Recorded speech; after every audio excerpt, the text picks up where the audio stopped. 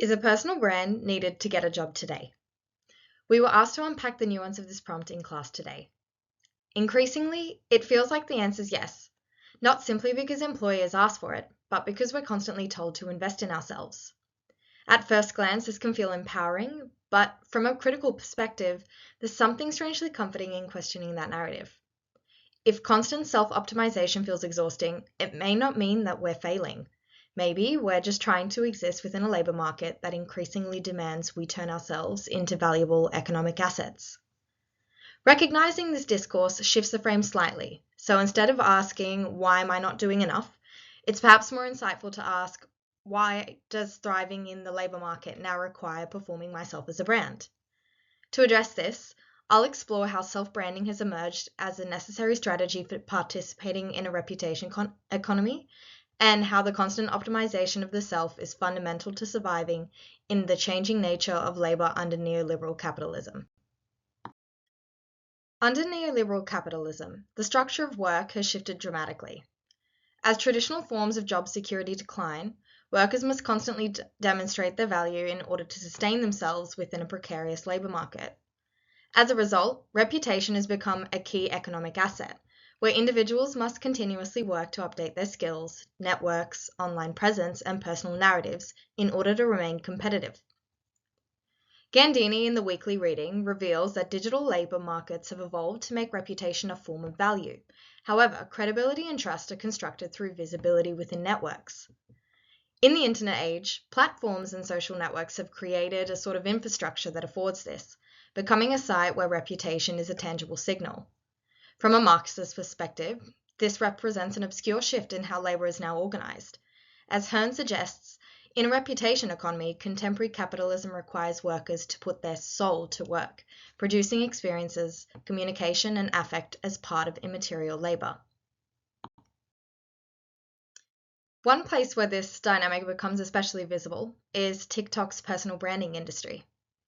If you apply Hearn's logic to this example, you can see a handful of self-branding workers teaching audiences how to optimize and invest in themselves for their professional practice, LinkedIn even being referenced as a site for demonstrating reputation.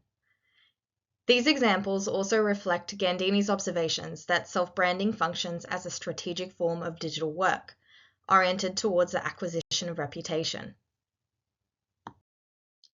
Like many of us do and don't already realize, self-branding has therefore evolved as a strategy to survive in these contexts. Hearn conceptualizes self-branding as effective labor, where individuals construct a public persona designed to attract attention, reputation, and economic opportunity. If we understand ourselves to be living within a reputation economy, then self-branding can therefore be understood as a strategy for generating human capital.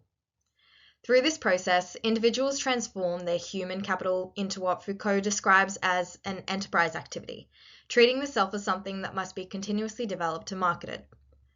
Gandini's research on freelance workers shows that self-branding operates as an investment in social relationships with an expected economic return, where reputation becomes the mechanism through which opportunities circulate.